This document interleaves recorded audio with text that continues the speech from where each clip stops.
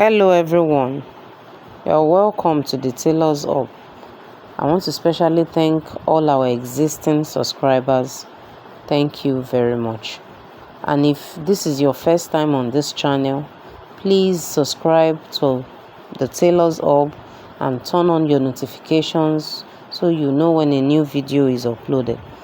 Alright, so in this video I'll be showing you how to make this cut together standing collar with a scallop neckline. All right, I saw it and I liked it, and I'm sure you will like it as well. And I feel it will be easy for beginners to master. So join me, let me show you how I made the blouse. Thank you. All right guys, so like I told you, this is the material that I'll be using for the blouse. Okay, and remember, it's only the neckline that is the focus here. The neckline is the focus, but I just want to show you how to achieve that neckline. But I want to make mine in a little different way. A peplum blouse. This is the sleeve. The doll face satin as the sleeve. All right, let's get straight to work. Okay, so now the first thing, since it's a peplum freehand method as usual, the half length of this blouse is 16.5. So I'm going to add 1 inch. So I want to cut the bodies first. We cut the bodies first. So I'm getting the half length. Let's go through the bodies first, and I can show you how to go about the neckline. All right. So after getting the half length, I do my necessary, the armhole length, my shoulder to nipple measurements, shoulder to under bust measurement, and I go ahead and cut a bustier bodies. It's going to be a princess dart bustier. All right, so I add all my allowances. Okay, my waistline allowance, sorry, like I told you, the major focus is the neckline. That's why it's not compulsory you use you can make it a simple this blouse, the foundational blouse for just a dart, and then but this is a princess dart bustier. You can use the body, can be, and if you want to use that neckline, the body doesn't necessarily have to be princess dart. All right, so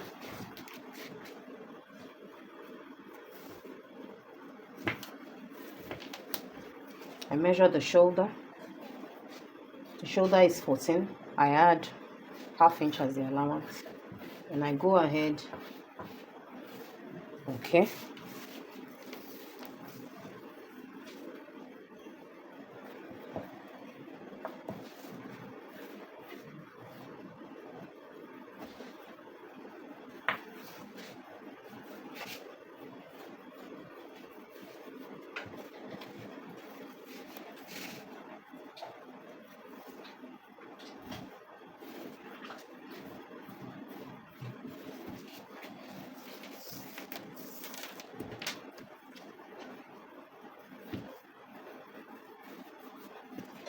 All right, to the business of this tutorial. So here, the neckline. After you have measured your shoulder, you measured your shoulder. My shoulder, the shoulder of this blouse is 14. I added allowance. Okay, I take out 1 inch on the end of the shoulder here for the slanting effect on the shoulder. Then, so now depending on how wide you want the neckline to be, it shouldn't be too wide. It should sit well on your neck. So now at the edge, at the beginning here, take out 1.5 inches. All right, at the beginning, let me take it again. At the beginning here, take out 1.5 inches. All right, on that point, measure, because it's a cut together collar. It's a cut together standing collar. All right, after that 1 inch, measure another 2.5 inches as the width of the collar, so that by the time you sew half inch here, half inch in on the other side, it comes back to 1.5. And the length of the collar is 4. You add 1/2 inch as the sewing allowance. All right, then you trace it up. All right, that's it. Okay, that's the collar. Then at this place where your collar, the width of the collar ends, connects it to the shoulder.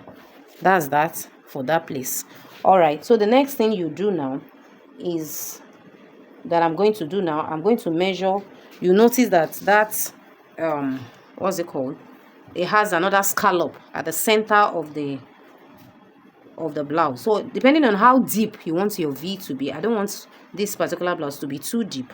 Some make the length of their V neckline to be 9, even 10, even more than that, depending on the level of cleavage you want to show. I don't want any cleavage to show, so I make it 8.5 inches for the V neckline. All right, this is the V neckline. Then on there are two deep two V, the scallop neckline rather. Apart from the V at the center, there is another V at the corner side. So how wide you want that place to be determines how wide what you are going to measure. I don't want it to be too wide, just as the way is in the picture. So I make this place 3 inches to achieve the next. I measure 3 inches wide from the center of the front bodies. Okay, so from the shoulder here, I measure another 3 inches where the center scallop is going to sit. That's where it's going to stay. Then on that 3 inches, I measure the width of the scallop neckline. I don't want you to get confused for beginners. Just watch me as I do it. Watch me as I do it. You can practice over and over again. Watch me as I do it. If all the explanation is confusing to you. Let me take it again from the shoulder.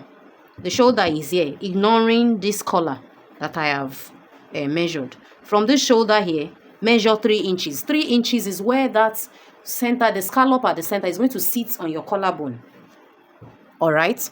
So from that point, how wide there are what's it called? The scallop at the center, the one at the center, how wide you want it to be. Okay, this is the 1 inch I measured. All right, so that by the time I sew it, it will come back to 2 inches or a little over 2 inches thereabout. So this is the first V. Okay, so on this, I go to this side. I don't want it to be too wide.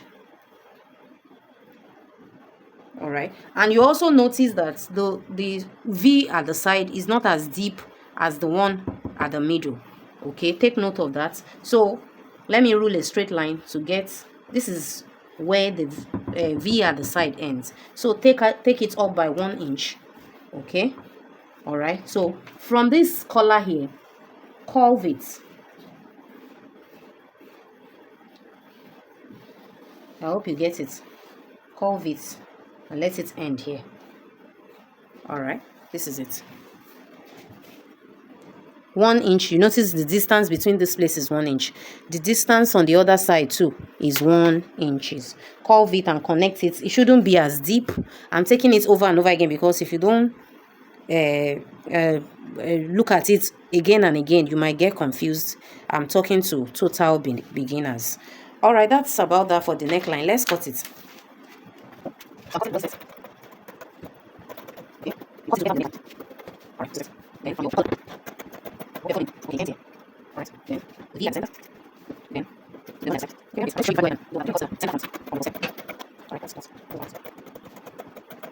Here is it. So the next thing I'll do now, look at it.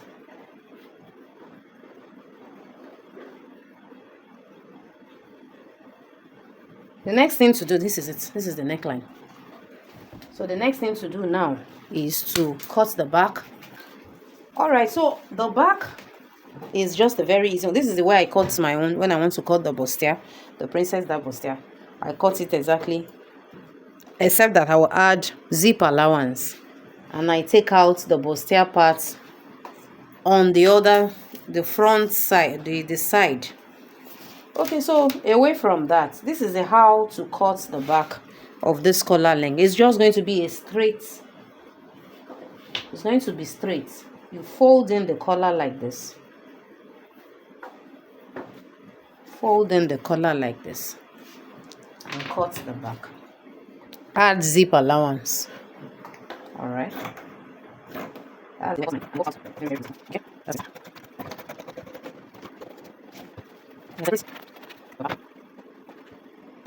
This is the back.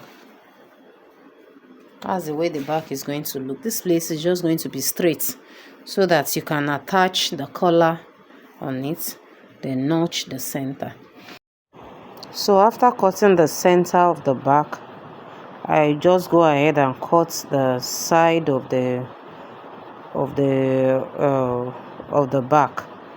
Then I go ahead and cut the peplum. Remember, I said it's a peplum blouse, and this is for the box pleats, also known as the kissing pleating. So I go ahead and cut my sleeve as well with the plain with the material, the doll face material. I cut a straight 3/4 sleeve for the blouse. All right, so before I proceed to the next stage of the blouse. All right guys, so here is it. As you can see, I've joined the body, the upper bodies. So with the lining is joined as well, the front to front like this. Then we're going to trace this place. You can see the way we're going to trace the neck this way. Come, make sure it aligns to one another. Then you trace the scallop sides. All right, so that's for that. All right, now that I have turned the neck line of the upper bodies, so the next thing to do is to join the collar here. The way I do mine is I'm going to spread it this way and join it. 1/2 inch is the allowance. The collar is joined, so the next thing we're going to do now is to add it to the back. So what I do is that I like to join my lining to lining, and then clothes itself to clothes. This is the lining to lining, and then clothes to clothes. This is the line. This is the actual the back, and this is the lining. So let's go ahead and join it together. The center of the collar, pin it to the center of the back this way. All right, pin it together. Okay, so go ahead and trace it till you get to the end of the shoulder. This is it. You can see it's equal, so you join. Okay, so you go ahead and make sure that you don't allow any squeezing. Okay, especially when you get to this curved place, spread it out like this. You can pause here to continue. All right, so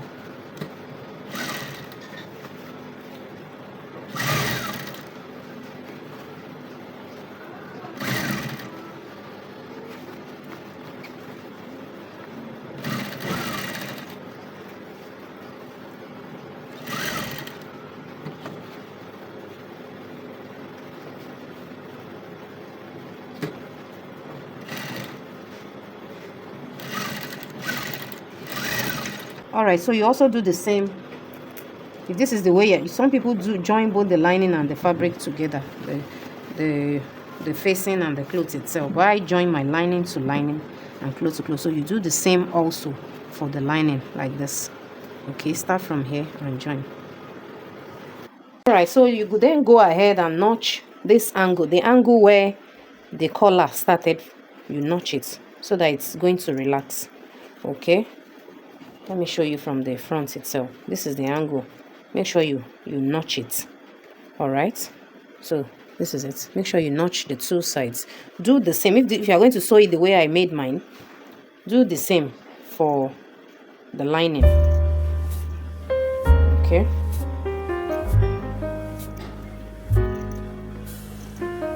let me show you how it turned out.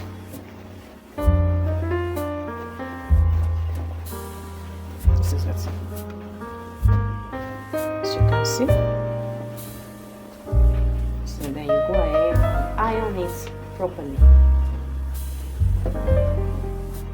So That's that for that neckline. All right, that's how to make that neckline. So the only thing is to couple my blouse now. I'll hold the sides, add my peplum, and then add my sleeve. This is my sleeve. Then add my zip, and then my blouse is ready. But basically, that's how to make that neckline.